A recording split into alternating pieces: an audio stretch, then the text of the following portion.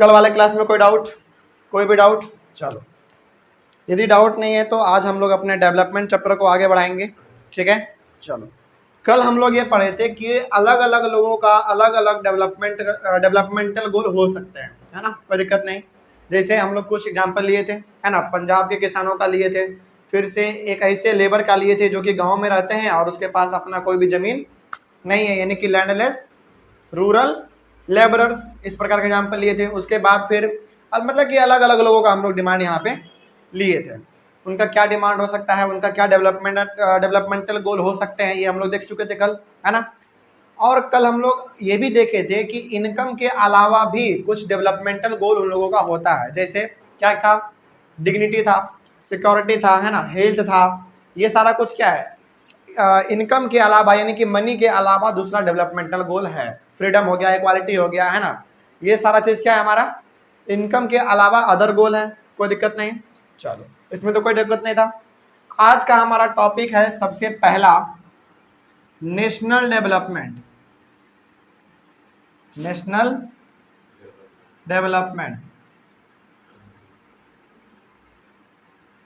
National development का मतलब क्या हुआ, देखो नाम से ही मालूम चल रहा है, नेशनल डेवलपमेंट मतलब कि एक ऐसा डेवलपमेंट जो कि पूरा का पूरा नेशन के लेवल पे होगा, यानी कि पूरा का पूरा कंट्री के लेवल पे होगा, है ना। फॉर एग्जांपल और कल हम लोग ये भी जाने थे कि कभी भी गवर्नमेंट जो है एक इंडिविजुअल इंसान के डेवलपमेंटल गोल को कभी भी आगे लेकर नहीं जाएगा, है ना।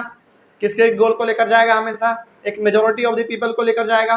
तो नेशनल डेवलपमेंट में ये हमें पढ़ना होता है कि कोई भी सरकार क्यों ना हो, किसी भी कंट्री का गवर्नमेंट क्यों ना हो, यदि वो डेवलपमेंट चाहता है नेशन लेवल पर, है ना, तो मेजोरिटी ऑफ द पीपल का डिमांड होना चाहिए, पहली चीज तो ये, है ना। दूसरी चीज, जब भी सरकार यानी कि गवर्नमेंट नेशनल लेवल पर डेवलपमेंट करती है तो उसका जो बेनिफिट है वो सारे लोगों को मिलता है, कोई दिक्कत नहीं, बात समझ में आ गया। तो डेवलपमेंटल गोल नेशनल गोल डेवलपमेंट का मतलब ये हो गया कि एक ऐसा विकास, एक ऐसा तरक्की किया जाए, एक ऐसा कुछ बनाया जाए जो कि पूरा का पूरा नेशन के लेवल पर होगा, ये क्या हो जाएगा हमारा डेवलपमेंट हो जाएगा। जैसे इसका सबसे अच्छा एग्जांपल क्या है, हाईवे। हाईवे क्या है, नेशनल डेवलपमेंट का ही तो प्रोजेक्ट है ना। तो हाईवे जो है हमारे नेशनल हाईवे, वो किसके अंदर आएंगे, नेशनल डेवलपमेंट के अंदर आ जाएंगे, कोई दिक्कत नहीं, और समझ में आ रहा है। तो नेशनल डेवलपमेंट का मतलब ये हो गया कि ऐसा डेवलपमेंट जो कि पूरा का पूरा कंट्री लेवल पे किया जाए, वो हो जाएगा हमारा नेशनल डेवलपमेंट, कोई दिक्कत नहीं, बात समझ में आ गया। चलो, उसके बाद सेकेंड टॉपिक है कंपैरिजन ऑफ कंट्रीज। क्या है,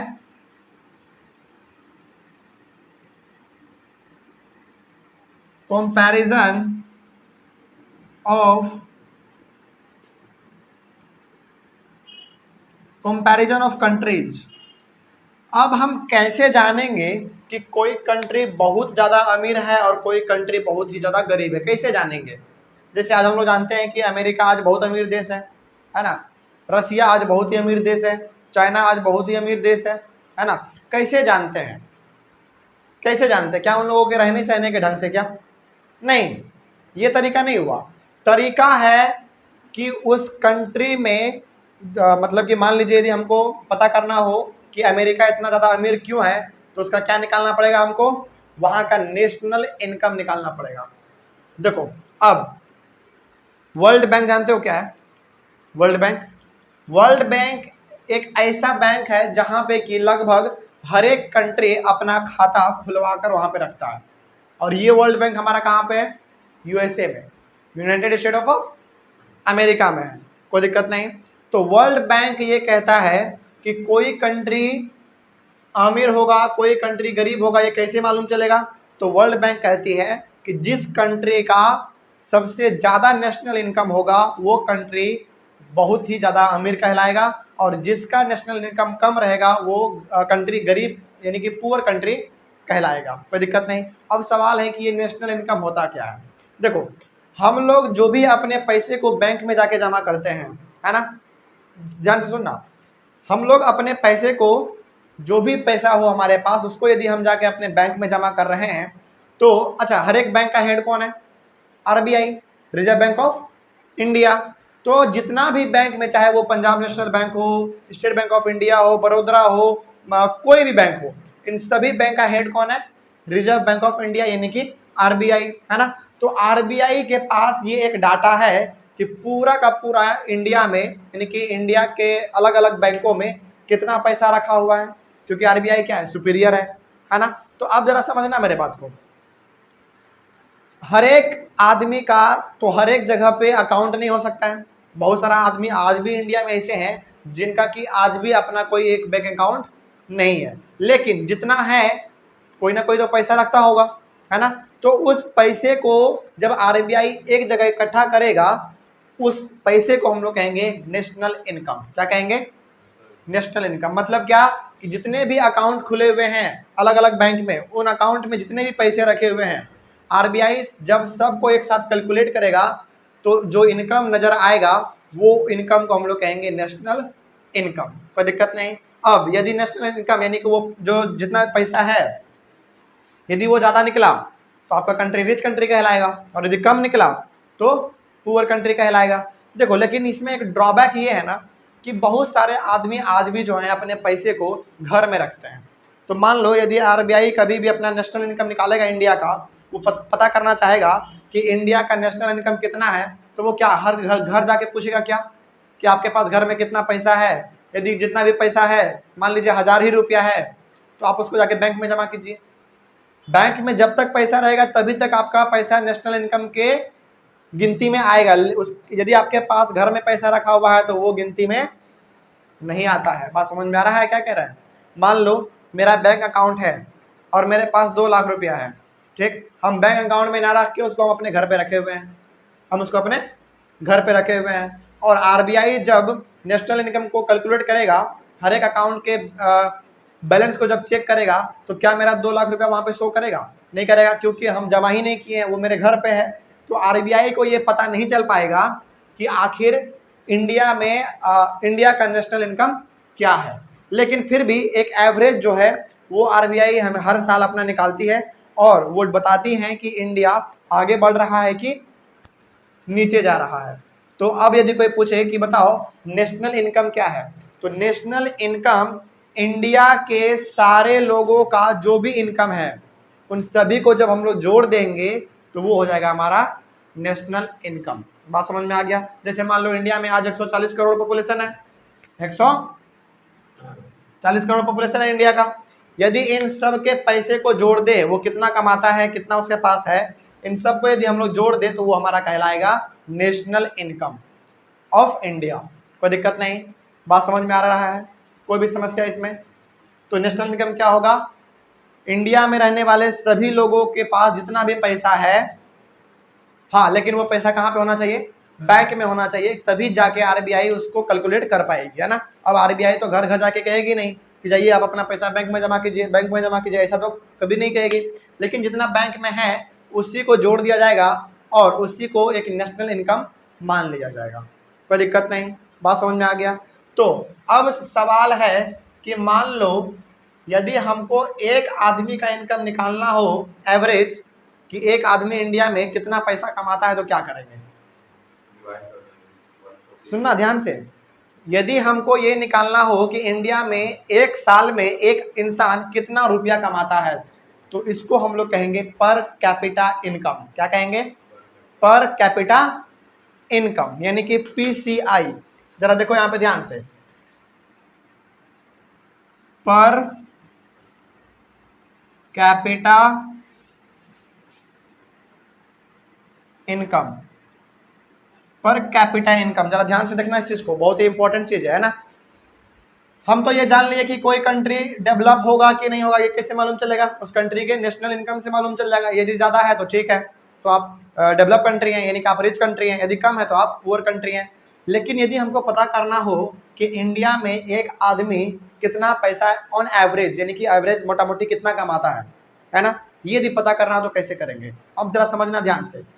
और जब हम लोग एक आदमी के इनकम को निकालते हैं, एक साल में वो कितना कमाता है, उसको हम लोग कहते हैं पर कैपिटा इनकम। ठीक है, ये निकलता कैसे है जरा देखते हैं ध्यान से। जरा बता सकता है कैसे निकलता है? बताओ जल्दी कोई। टोटल अमाउंट टोटल अमाउंट जो होता है उसको टोटल अमाउंट डिवाइड कर देंगे of total amount of the, यहाँ पे अमाउंट से ज़्यादा अच्छा एक टर्म रहेगा टोटल इनकम। क्या रहेगा? Total income.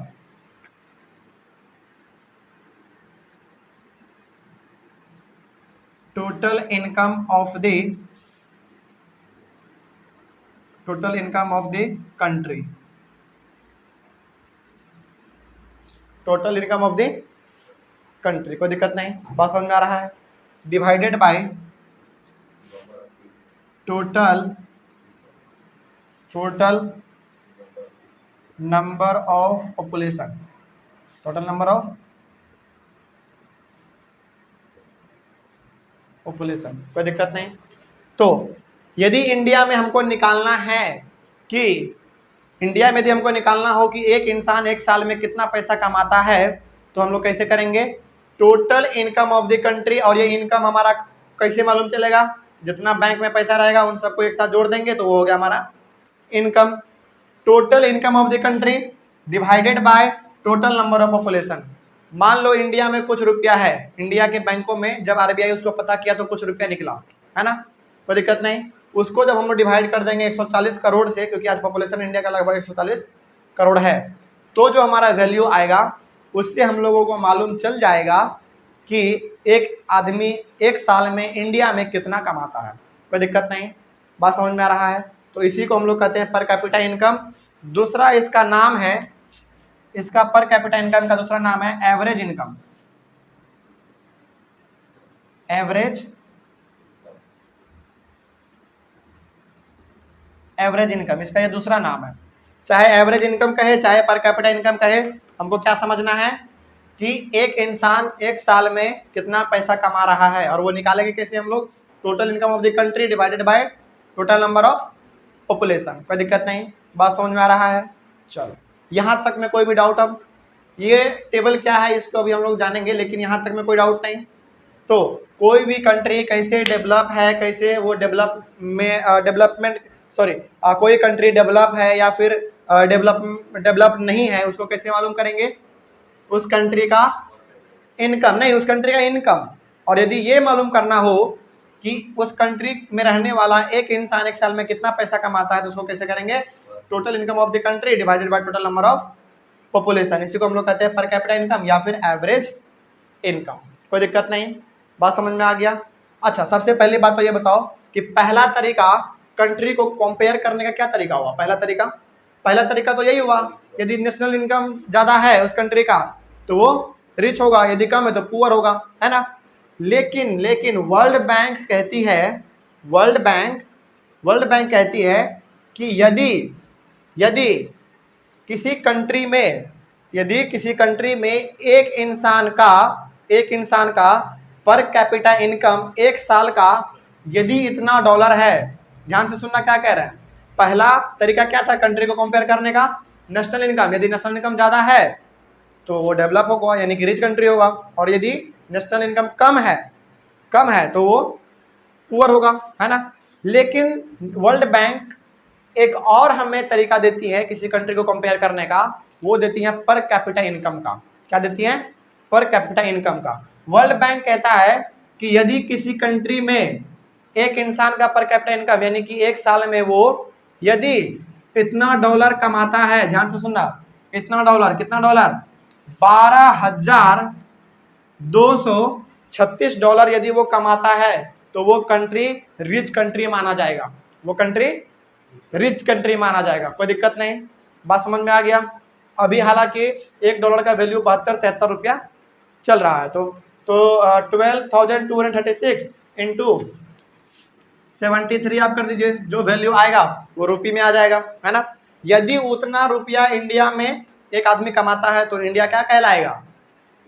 रिच कंट्री कहलाएगा। लेकिन वो हकीकत नहीं है ना? इंडिया रिच कंट्री में नहीं आता है, अभी जानेंगे हम लोग कहाँ पे आता है। तो वर्ल्ड बैंक कहता है कि यदि कोई कंट्री में रहने वाला कोई एक इंसान एक साल में इतना डॉलर यदि कमाता है वो, तो वो कंट्री रिच कंट्री कहलाएगा। ठीक है, कोई दिक्कत नहीं। इतना या फिर इससे ज़्यादा कमाता है तो वो कंट्री रिच कंट्री कहलाएगा, कोई दिक्कत नहीं। अब यदि कोई कंट्री में रहने वाला एक इंसान एक साल में इतना से कम कमाता है, $1005 से यदि कम कमाता है तो वो कंट्री पुअर कंट्री कहलाएगा। कौन कंट्री? पुअर कंट्री कहलाएगा, कोई दिक्कत नहीं, बात समझ में आ रहा है। चलो, उसके बाद इंडिया कहाँ पे आता है? इस वाले में आता है या फिर इस वाले में आता है?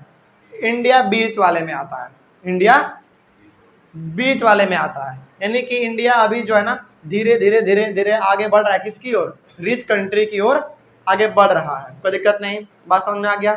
इंडिया ना इसमें है ना इसमें है, वो बीच में है, यानी कि इंडिया जो है अभी धीरे धीरे आगे बढ़ रहा है, कोई दिक्कत नहीं। अब देखो, जो कंट्री अमीर है उस कंट्री को हम लोग कहते हैं डेवलप्ड कंट्री, वो पूरी तरीके से डेवलप हो चुका है ना। और जो कि यहाँ पे अभी नहीं हुआ है, जो डेवलप नहीं हुआ है, वो अंडर डेवलप है, यानी कि वो अभी पूरी तरीके से डेवलप नहीं हुआ है। और चूंकि इंडिया बीच में है तो हम लोग कहते हैं इंडिया को डेवलपिंग कंट्री, यानी कि डेवलप अभी कर ही रहा है, कोई दिक्कत नहीं, समझ में आ रहा है।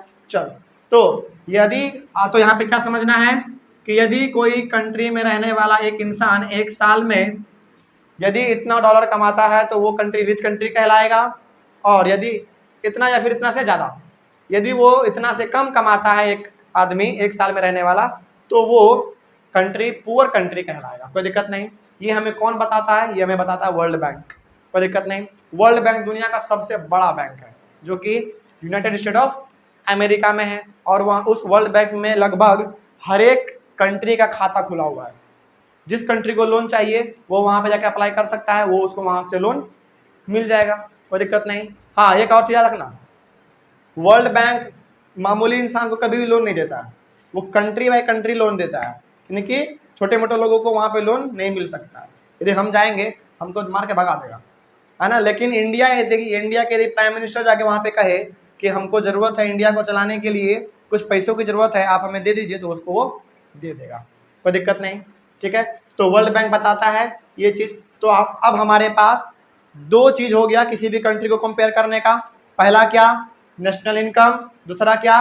पर कैपिटा इनकम, कोई दिक्कत नहीं। यदि नेशनल इनकम किसी कंट्री का ज़्यादा है तो वो कंट्री रिच कंट्री कहलाएगा, या फिर यदि पर कैपिटा इनकम किसी कंट्री का इतना डॉलर या फिर इतना से ज़्यादा है तो रिच कंट्री कहलाएगा, यदि इतना से कम है तो वो पुअर कंट्री कहलाएगा। अब जरा एक बात बताओ हमको कि क्या यदि पर कैपिटा इनकम हर एक इंसान का बढ़ जाए तो क्या उस कंट्री का नेशनल इनकम अपने आप बढ़ जाएगा?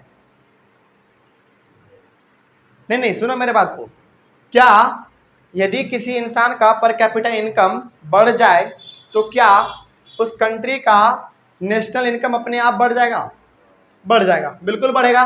क्योंकि मान लो, सपोज करो, यदि हम अभी 20,000 रुपया पर मंथ कमाते हैं, मान लो यदि मेरा अभी सैलरी कितना है 20,000 पर मंथ है, और हम अभी 20,000 में 10,000 अपना पूरा खर्चा जो भी है उसको काट के 10,000 रुपया अपना बैंक में जाके जमा करते हैं, ठीक है। लेकिन मेरा पर कैपिटा इनकम बढ़ गया, मान लो हम अब सपोज करो कि अब मेरा 20,000 रुपया से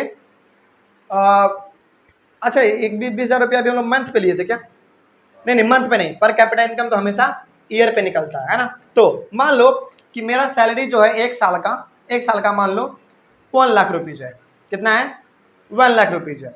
तो उस 1 लाख में हम क्या करते हैं ना, 60,000 रुपीज़ अपना पूरा जो भी मेरा खर्चा उर्चा है उसको काट के जो 40,000 रुपया बचा उसको हम पर ईयर क्या करते हैं, बैंक में जाके जमा करते हैं। लेकिन अब मेरा पर कैपिटा इनकम बढ़ गया, मतलब कि अब हम एक साल में 1 लाख नहीं बल्कि 1.5 लाख रुपया कमा रहे हैं, कोई दिक्कत नहीं। तो अब जरा बताओ, पहले हम 40,000 रुपया जमा करते थे, अब कितना करेंगे? उससे ज़्यादा करेंगे, उससे ज़्यादा करेंगे। तो क्या हुआ, मेरा पर कैपिटा इनकम बढ़ा, तो अपने आप जब हम बैंक में जमा करेंगे तो अपने आप वो नेशनल इनकम भी बढ़ जाएगा, कोई दिक्कत नहीं। तो यदि आपको किसी कंट्री का नेशनल इनकम बढ़ाना हो तो आप क्या कर दीजिए, वहाँ के पर कैपिटा इनकम को बढ़ा दीजिए। मतलब क्या हो गया कि हर एक इंसान के इनकम को क्या कर दीजिए, आप बढ़ा दीजिए, तो अपना आपका देश का जो नेशनल इनकम होगा वो अपने आप बढ़ जाएगा। और जब नेशनल इनकम बढ़ गया तब तो आपका कंट्री रिच कंट्री कहलाएगा, कोई दिक्कत नहीं।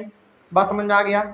यहाँ तक में कोई भी डाउट, अब कोई भी समस्या होगा इसमें? अब तो ये हो गया हमारा per capita income. Per capita income का दूसरा नाम एवरेज इनकम। निकालते कैसे हैं? Total income of the country और total number of population divide कर देंगे, जो आंसर आएगा वही हो जाएगा किसी कंट्री का एक पर कैपिटा इनकम। ठीक है, कोई दिक्कत नहीं। चलो अब आगे बढ़ते हैं थोड़ा सा हम लोग।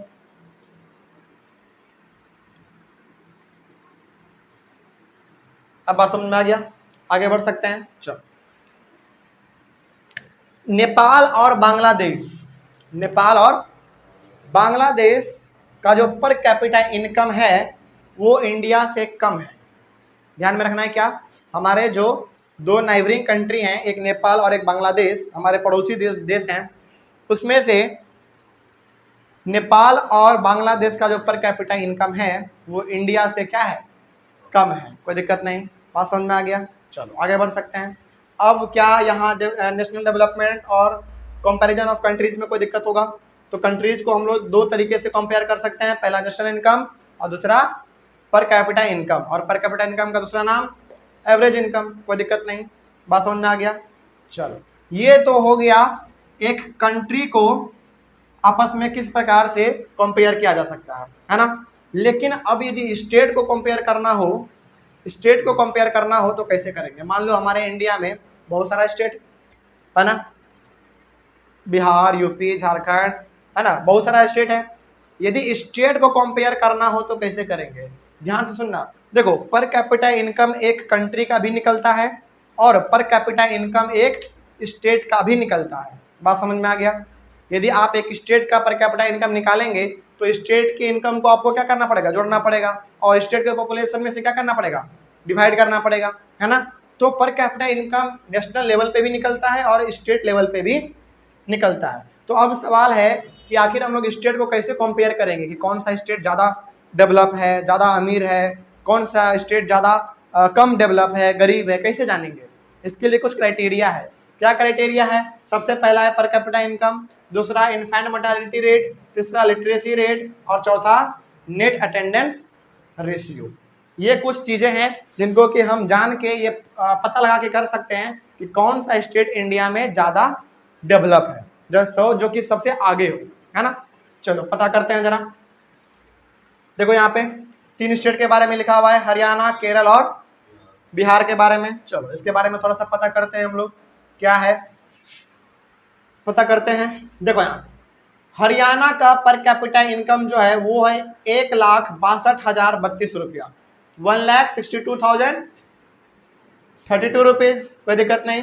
मतलब ये हो गया कि हरियाणा में रहने वाला एक इंसान जो है वो इतना रुपया एक साल में कमाता है ऑन एवरेज, इसीलिए इसका नाम क्या है, दूसरा एवरेज इनकम। कोई दिक्कत नहीं, बात समझ में आ गया। तो एक साल में वो इतना पैसा कमा रहा है। केरल में 1,55,516 रुपया कमा रहा है और बिहार में सबसे कम 34,168 रुपया ही कमा रहा है एक इंसान। तो ये हो गया हमारा 3 स्टेट का पर कैपिटा इनकम। ठीक है, कोई दिक्कत नहीं, बात समझ में आ गया। अच्छा, ये पर कैपिटा इनकम कैसे निकाला होगा? Total number of population in Haryana divided by total income of Haryana, है ना, divided by total population of Haryana, वैसे निकाला होगा। चलो उसके बाद है हमारा infant mortality rate. Infant mortality rate क्या है जरा समझो आप। मान लो कि किसी राज्य में, सपोज करो यहीं पे हम लोग हरियाणा का एग्जांपल है, हरियाणा का ही लेते हैं। 1,000 बच्चा एक साल में क्या किया, जन्म लिया। ध्यान से सुनना मेरे बात को। एक साल में 1,000 बच्चे ने जन्म लिया, उसमें से जितना बच्चा मर गया, इस 1,000 बच्चे में से जितना बच्चा मर गया उसी को हम लोग कहते हैं इन्फेंट मोर्टेलिटी रेट। कोई दिक्कत नहीं। तो हमेशा याद रखना क्या कि इन्फेंट मोर्टेलिटी रेट जो है वो हमेशा 1,000 बच्चों के साथ लेकर उसको निकाला जाता है ना। मतलब कि एक साल में 1,000 बच्चा जन्म लिया, 1,000 में से कितना बच्चा मर गया, वही हो गया हमारा इन्फेंट मोर्टेलिटी रेट। जैसे इसको समझो, यहाँ पे हरियाणा में एक साल में 1,000 बच्चा जन्म लेता है तो जिसमें से 36 बच्चा मर जाता है। ठीक है। केरल में 1,000 बच्चे में से 12 बच्चा मर जाता है और बिहार में 42 बच्चा मर जाता है। एक और चीज इन्फेंट मोर्टेलिटी रेट में जो एक और चीज है कि ये इन्फेंट मोर्टेलिटी रेट एक साल में 1,000 बच्चा जन्म लिया मान लो, है ना, उसमें से कितना बच्चा मर गया बिना 1 साल कंप्लीट हुए। देखना देखो, इन्फेंट मोर्टेलिटी रेट को समझने के लिए 2 चीज जरूरी है। पहला चीज तो ये कि इन्फेंट मोर्टेलिटी रेट जब भी निकाला जाएगा वो 1000 बच्चों के बीच में निकाला जाएगा, कोई दिक्कत नहीं। दूसरा ये कि इन्फेंट मोर्टेलिटी रेट को निकालने के लिए आप 1 साल में कितना बच्चा मर गया, जो कि मतलब मान लो कि पैदा हुआ और वो 5 ही महीने में मर गया, 1 साल भी पूरी तरीके से नहीं जी पाया, है ना, तब हम लोग कहेंगे उसको इन्फेंट मोर्टेलिटी रेट। तो हरियाणा में 1 साल में मान लो 1000 यदि बच्चा जन्म लेता है और वो बच्चा 1 साल भी नहीं जी पाता है, और जो 1 साल नहीं जी पा रहा है उसका संख्या कितना है, 36 है। मतलब कि कोई बच्चा जन्म लिया और वो बिना 1 साल जीवित रहे, यानी कि 1 साल अपना वो कंप्लीट भी नहीं कर पाया और वो मर गया, वही हो गया हमारा इन्फेंट मोर्टेलिटी रेट। तो उसमें से ऐसे कितने बच्चे हैं, 36 है, फिर 12 है, फिर से 42 है, 42 है, कोई दिक्कत नहीं। तो इन्फेंट मोर्टेलिटी रेट क्या होंगे, ऐसे बच्चे जो कि बिना 1 साल कंप्लीट किए ही मर जाए, यानी कि डेथ हो जाए उनका, किसी भी कारण से हो सकता है। बात समझ में आ गया, बात समझ में आ गया। चलो तीसरा है लिटरेसी रेट। लिटरेसी रेट तो हम लोग जानते ही हैं, है ना, लेकिन लिटरेसी रेट भी कब निकाला जाता है, जो बच्चे 7 साल के हो गए हैं, 7 इयर्स, या फिर उसके ऊपर के, नीचे के नहीं, ध्यान से सुनना, जो बच्चे 7 साल के हो गए हैं या फिर उसका उम्र 7 साल से ज्यादा का है, उसमें हम लोग निकालते हैं लिटरेसी रेट, कोई दिक्कत नहीं। क्योंकि देखो 7 साल से नीचे उम्र के बच्चे को यह माना जाता है कि वो अभी बढ़िया से पढ़ना लिखना भी नहीं जानता, तो उनको हम लोग लिटरेसी रेट में इंक्लूड नहीं करते हैं, कोई दिक्कत नहीं। बात समझ में आ गया। तो क्या है जरा देखते हैं लिटरेसी रेट, ये परसेंटेज में दिया हुआ है, ठीक है। हरियाणा में 82% लिटरेसी रेट है, मतलब कि 7 ईयर से लेकर उसके ऊपर तक के जितने भी बच्चे हैं वो 82% लिटरेट हैं, मतलब कि पढ़े लिखे हैं। 82% बहुत बड़ा नंबर है ये, है ना। लेकिन केरल में 94% है, इसलिए तो केरल को सबसे एजुकेटेड स्टेट माना जाता है इंडिया का, है ना। और बिहार में सबसे कम 62%, कोई दिक्कत नहीं। बात समझ में आ गया। चलो उसके बाद है हमारा net attendance ratio. Net attendance ratio क्या है, नेट अटेंडेंस रेशियो हमेशा जो है वो 100 बच्चों के बीच में निकाला जाएगा, ठीक है। नेट अटेंडेंस रेशियो का मतलब ये हो गया कि 100 में से ऐसे कितने बच्चे हैं जो कि 14 साल या 15 साल एज होने के बाद आगे पढ़ना चाहते हैं। बात समझ में आ रहा है क्या कह रहे हैं, 100 बच्चों में से ऐसे कितने बच्चे हैं जो कि 14 या 15 साल पूरने के बाद आगे पढ़ना चाहते हैं, तो वो हो गया हमारा नेट अटेंडेंस रेशियो। तो जरा देखो केरल में 14-15 साल के बाद बच्चे कितना पढ़ना चाहते हैं, सॉरी हरियाणा में 61 बच्चे, 100 में से 61 बच्चे पढ़ना चाहते हैं, ठीक है। उसी तरीके से फिर केरल में 83 बच्चे पढ़ना चाहते हैं, लेकिन बिहार में केवल 43 बच्चे ही पढ़ना चाहते हैं। इसका मतलब क्या हो गया, इसका मतलब ये हो गया कि ऐसे ये बच्चे यहाँ पे हैं जो कि 14 या फिर 15 साल पढ़ने के बाद भी अपना स्टडी क्या करते हैं, कंटिन्यू रखते हैं, कोई दिक्कत नहीं। लेकिन यहाँ पे 61 बच्चे हैं और जो बच गया वो अपना पढ़ाई जो है 14-15 साल की उम्र में छोड़ देता है ना। इसमें भी वही हो गया, फिर से इसमें भी वही हो गया। तो जरा देखो बिहार में ऐसे बहुत सारे बच्चे हैं जो कि 15 साल पढ़ते अपना पढ़ाई छोड़ देते हैं, किसी काम में जुट जाते हैं। बात समझ में आ गया, फैमिली प्रॉब्लम है, फिर कुछ भी प्रॉब्लम हो सकता है, कोई दिक्कत नहीं। बात समझ में आ गया। चलो इतना पढ़ने के बाद हम लोग ये मालूम कर सकते हैं कि कौन सा स्टेट अभी इंडिया में आगे चल रहा है और कौन सा स्टेट पीछे चल रहा है। तो अब जरा हम लोग कंपेयर करते हैं, थोड़ा सा जरा देखो। तो एक चीज और, सबसे पहली बात देखो तो जरा यहाँ पे हरियाणा का पर कैपिटा इनकम केरल के पर कैपिटा इनकम से ज्यादा है ना। ध्यान से देखना, हरियाणा का पर कैपिटा इनकम ज्यादा है, लेकिन बच्चे यहाँ पे ज्यादा मर रहे हैं। हरियाणा का पर कैपिटा इनकम केरल से ज्यादा है, लेकिन फिर भी इनकम ज्यादा होने के बावजूद यहाँ पे बच्चे क्या हैं, ज्यादा मर रहे हैं। इसका मतलब क्या हो गया, इसका मतलब ये हो गया कि पैसा मायने नहीं रखता है, मायने क्या रखता है, हेल्थ फैसिलिटी, कोई दिक्कत नहीं। हाँ भले ही केरल जो है हरियाणा से पीछे है, लेकिन इसका हेल्थ फैसिलिटी देख लो बहुत अच्छा है, जिसमें से 1000 बच्चे में से केवल 12 ही ऐसे बच्चे बढ़ते हैं जो कि एक साल अपना कंप्लीट नहीं कर पाते हैं। बात समझ में आ गया। तो इनकम यहाँ पे मायने नहीं रखता है। जरा यहाँ पे साफ साफ लिखा हुआ है ना, जरा देखो यहाँ पे कि हरियाणा का जो पर कैपिटा इनकम है वो केरल से ज्यादा है, लेकिन यहाँ पे बच्चे ज्यादा मर रहे हैं, इसका मतलब वह पैसे मायने नहीं रखते हैं, कोई दिक्कत नहीं। बात समझ में आ गया। उसी प्रकार देखो केरल का पर कैपिटा इनकम ज्यादा है, लेकिन यहाँ पे बच्चे जो है 12 ही बच्चे मर रहे हैं एक साल में, सॉरी एक साल में नहीं, 1000 में से, कोई दिक्कत नहीं, समझ में आ रहा है।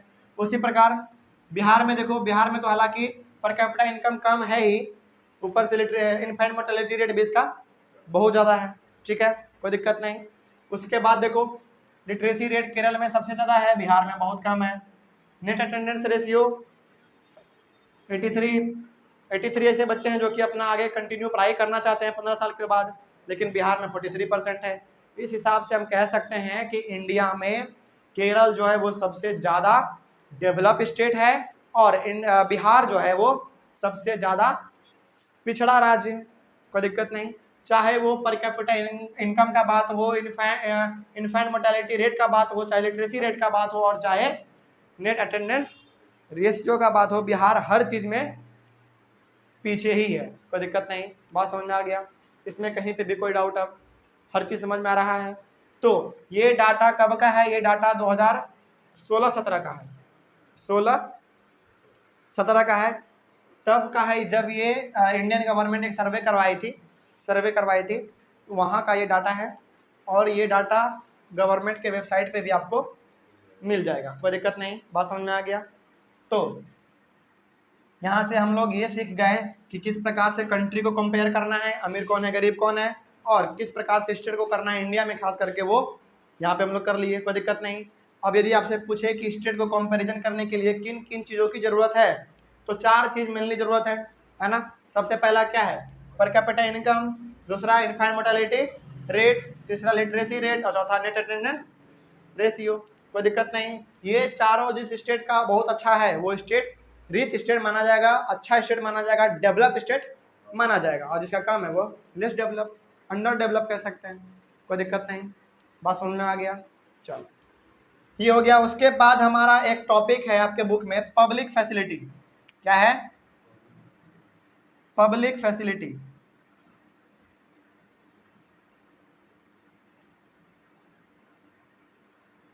पब्लिक फैसिलिटी में ये हो गया कि हर एक किसी को जो है अच्छा फैसिलिटी यदि प्रदान किया जाए तो कहीं ना कहीं देखो, क्योंकि हेल्थ है तो सब चीज़ है ना, हेल्थ है तो सब कुछ है।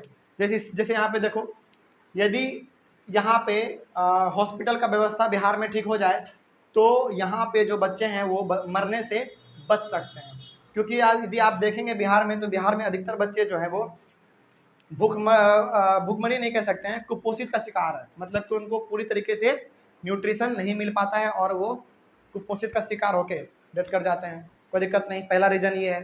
दूसरा रीज़न हॉस्पिटल में फैसिलिटी अच्छा नहीं है। बात समझ में आ गया। बहुत सारे तो बच्चे ऐसे भी हैं जो कि जन्म लेते ही मर जाते हैं, कोई दिक्कत नहीं।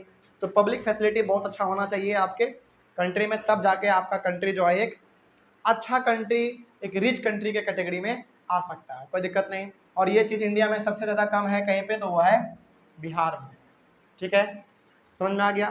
तो देखो, हालांकि सरकार को ये हमेशा ध्यान देना चाहिए, गवर्नमेंट को ये हमेशा ध्यान देना चाहिए कि ये जो मेन 4 चीज़ है, ये सबसे पहले किसी भी राज्य में यदि किया जाए तो वो राज्य बहुत ही ज़्यादा तरक्की कर सकता है ना, कोई दिक्कत नहीं। तो पब्लिक फैसिलिटी भी हमारा एक अहम मुद्दा है। बात समझ में आ गया। तो पब्लिक फैसिलिटी जब तक अच्छा नहीं होगा तब तक कोई भी राज्य डेवलप नहीं कर पाएगा। जैसे अब पब्लिक फैसिलिटी सरकार किस प्रकार से ठीक कर सकती है, जरा देखो यहाँ पे ध्यान से। पर कैपिटा इनकम है बिहार में लो है, तो बिहार में क्या हो सकता है, यहाँ के गवर्नमेंट यहाँ पे कुछ फैक्ट्री वैक्ट्री सेटअप कर दे, यहाँ के लोगों को रोजगार देना शुरू कर दे, तो उसका इनकम क्या हो जाएगा, बढ़ जाएगा, तो पर कैपिटा इनकम बढ़ जाएगा। इन्फेंट मोर्टेलिटी रेट है, यदि हॉस्पिटल में फैसिलिटी अच्छा हो, उसको अच्छा से खाना पीना मिले, बच्चे को न्यूट्रिशन पूरा मिले, तो ये हमारा क्या हो जाएगा, इन्फेंट मोर्टेलिटी रेट घट जाएगा, है ना, बच्चे 1 साल से ज़्यादा जी पाएंगे, सर्वाइव कर पाएंगे, है ना। उसी प्रकार से लिटरेसी रेट बिहार में बहुत कम है। यहाँ पे यदि शिक्षा व्यवस्था पे ध्यान दिया जाए तो भी बिहार बहुत ही आगे जा सकता है ना। लेकिन यहाँ पे हालांकि ऐसा तो है नहीं कुछ। हाँ, शिक्षा व्यवस्था यहाँ पे है लेकिन बहुत ही गड़बड़ है। बात समझ में आ गया। चलो उसके बाद नेट अटेंडेंस रेशियो, बिहार के बच्चों में ये मतलब थोड़ा बहुत जो है ना समझ की कमी है कि बहुत, देखो समझ की कमी यहाँ पे हम लोग नहीं कर सकते हैं, क्योंकि देखो जिम्मेदारी भी एक अलग चीज़ है ना। बहुत सारे बच्चों के पास जिम्मेदारी भी होती है घर की, है ना, और बहुत सारे बच्चों का मन भी अलग चीज़ों में लगता है, तो वो पढ़ाई लिखाई अपना सब कुछ छोड़ देते हैं, अपना दूसरे काम में बिजी हो जाते हैं। लेकिन इन चारों चीज़ों पे यदि काम किया जाए, बिहार के स्टूडेंट को मोटिवेट किया जाए स्कूल जाने के लिए, तो नेट अटेंडेंस रेशियो भी उसका बढ़ जाएगा, कोई दिक्कत नहीं। बात समझ में आ गया। तो ये कुछ हो सकते हैं चीज़। एक और चीज़ जो हम लोगों को पब्लिक फैसिलिटी में पढ़ना है, वो पढ़ना है body mass index. Body mass index. Body mass index क्या है? बॉडी मास इंडेक्स को हम लोग शॉर्ट में BMI भी कहते हैं, ठीक है। बॉडी मास इंडेक्स हमें ये बताता है, बॉडी मास इंडेक्स हमें ये बताता है कि कौन सा बच्चा कुपोषित का शिकार है और कौन सा बच्चा बहुत ज़्यादा मोटा हो चुका है। मतलब ये कि आप कह सकते, जैसे देखो बहुत सारा ऐसा बच्चा होता है ना कि कुपोषित का शिकार हो जाता है, लेकिन हम लोग कब कहेंगे कि ये कुपोषित का शिकार हो गया, कब कहेंगे, है ना। और हम लोग किसी किसी को देखते हैं बहुत हेल्दी हो जाता है, उसके शरीर में चर्बी बहुत हो जाता है ना, बहुत ही मोटा हो जाता है, फैट जमा हो जाता है उसके शरीर में। तो हम लोग कब कहेंगे कि ये ओवरवेट है, कब कहेंगे? तब कहेंगे जब, देखो बॉडी मास इंडेक्स निकालने का कुछ तरीका है। क्या तरीका है? सपोज मान लो कि हमको पता करना हो कि हम कुपोषित के शिकार हैं कि नहीं है, तो हम कैसे पता करेंगे? सबसे पहली बात तो ये कि मेरा वेट पता कर लो, ठीक है। पहली बात क्या? वेट। लेकिन किस में? वेट होना चाहिए आपका केजी में, ठीक है। और आप अपना हाइट पता कर लीजिए,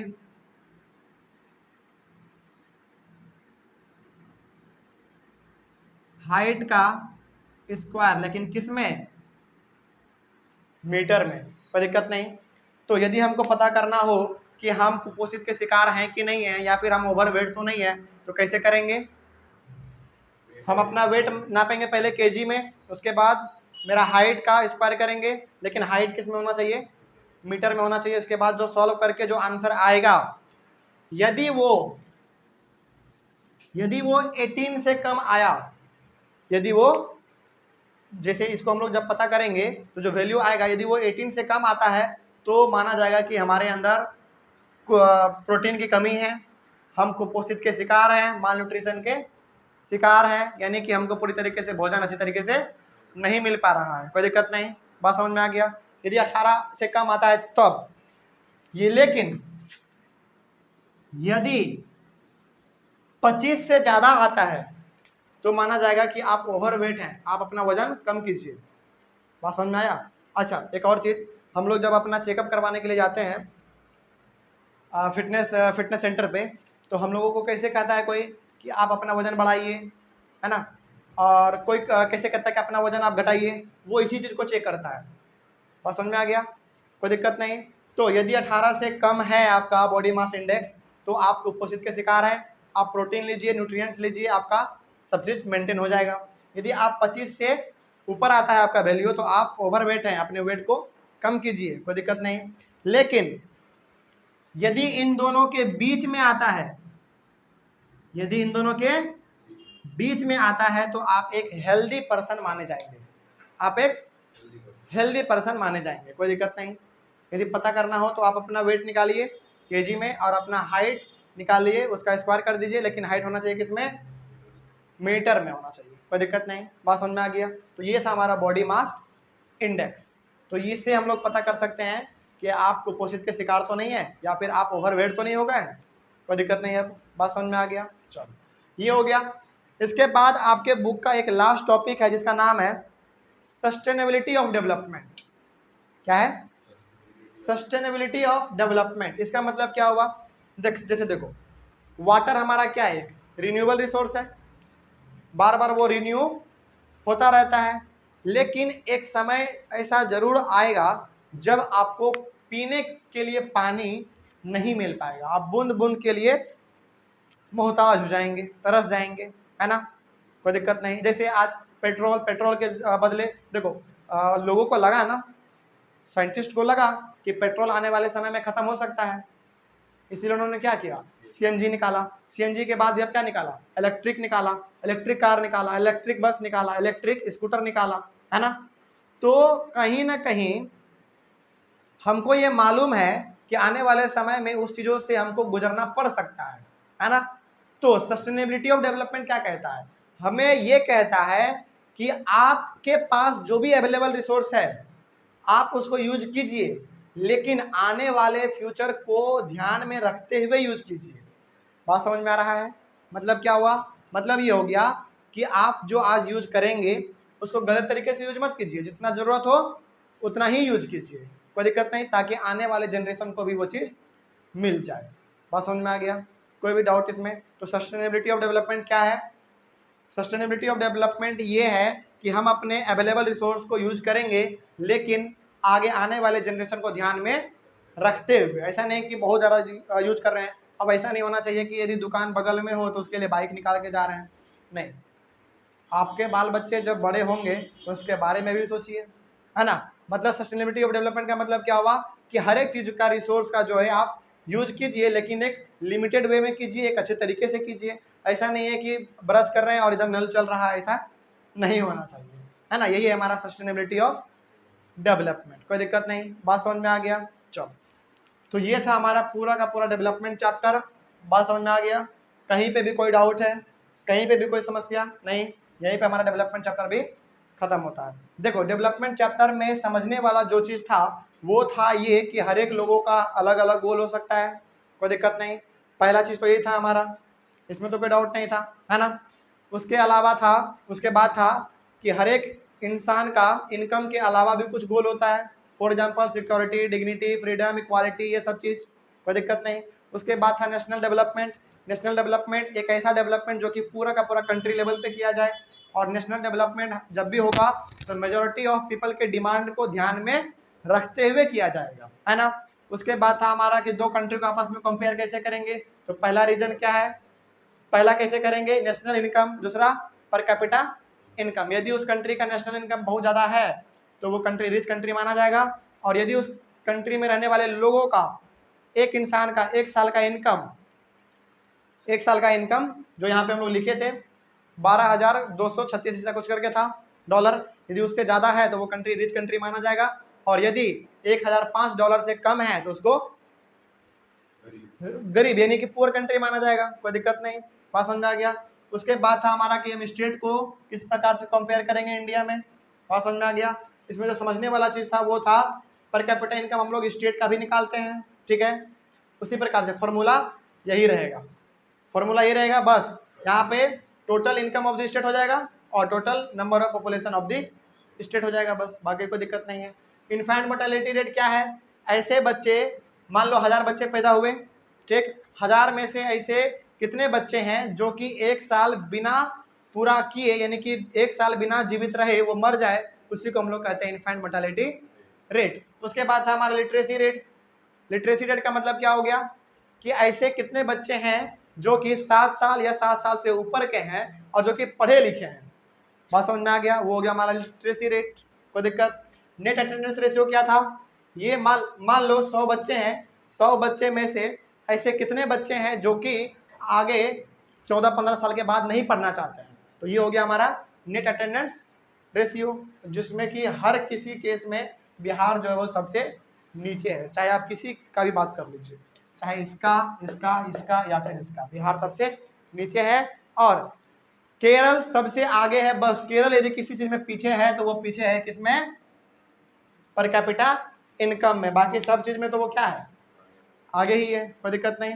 और ये जो रिपोर्ट है वो रिपोर्ट है 2016-17 का, इंडियन गवर्नमेंट सर्वे करवाई थी, ठीक है, उसी का ये रिपोर्ट है, ये आपको गवर्नमेंट के वेबसाइट पे भी मिल जाएगा, कोई दिक्कत नहीं। एक जो अहम बात है वो ये है कि जब भी पर कैपिटा इनकम निकाला जाता है किसी कंट्री में रहने वाले एक इंसान का, वो हमेशा डॉलर में निकाला जाता है, किसमें, डॉलर में, ध्यान रखना ये इंपॉर्टेंट बात है, डॉलर में निकाला जाता है, याद रहेगा, क्या याद रहेगा, कि पर कैपिटा इनकम जब भी किसी कंट्री के लोगों का निकलता है तो वो डॉलर में निकलता है, कोई दिक्कत नहीं। क्योंकि डॉलर, अच्छा डॉलर में क्यों निकलेगा? क्योंकि डॉलर ही तो इंटरनेशनल लेवल पे एक्सचेंज के लिए काम होता है ना। जैसे मान लो यदि हमको एक कार खरीदना हो अमेरिका से, तो क्या हम उसको रुपया में देंगे? नहीं, डॉलर में देना पड़ेगा। इसीलिए इंटरनेशनल लेवल पे जब हमको कुछ खरीदना या बेचना हो तो हम लोग डॉलर का यूज करते हैं। और वर्ल्ड बैंक कहता है कि पर कैपिटा इनकम हम लोग डॉलर में ही निकालेंगे। और डॉलर चूंकि एक लगभग हर एक कंट्री इस चीज़ को फॉलो करता है डॉलर को, तो डॉलर ही यहाँ पे चलता है, कोई दिक्कत नहीं। तो पर कैपिटा इनकम जो निकलेगा वो डॉलर में ही निकलेगा, कोई दिक्कत नहीं आप समझने में। और यहीं पे हमारा ये चैप्टर खत्म होता है। लास्ट टॉपिक हमारा क्या था? Sustainability of development. मतलब क्या कि अवेलेबल रिसोर्स को इस प्रकार से यूज कीजिए कि आपका काम भी चल जाए और आने वाले समय में आने वाले लोगों के लिए वो चीज़ बचा हुआ भी रह जाए, कोई दिक्कत नहीं। बात समझ में आ गया? चलिए, इस अब डेवलपमेंट चैप्टर में कोई भी प्रॉब्लम? हर चीज़ समझ में आ गया? बॉडी मास इंडेक्स समझ में आ गया क्या होता है? कोई दिक्कत? चलो यहीं पे क्लास ओवर करते हैं। चलिए यहीं पे क्लास ओवर करते हैं। Thank you very much.